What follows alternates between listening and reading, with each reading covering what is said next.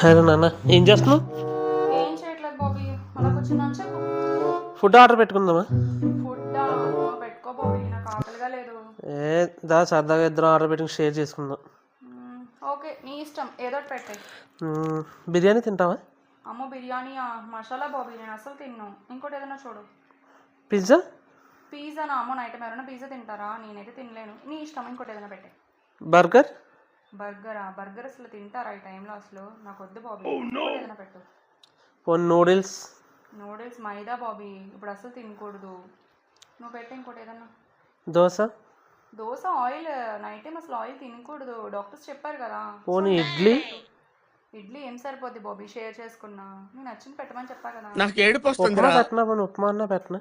ఉప్మా నూకతో చేసింది నాకు నచ్చదు బాబీ, నేను నచ్చింది ఏదైనా పెట్టే బాబీ. నీకేమన్నా పిచ్చా? ఏం చెప్పినా నా ఇష్టం అంటావు.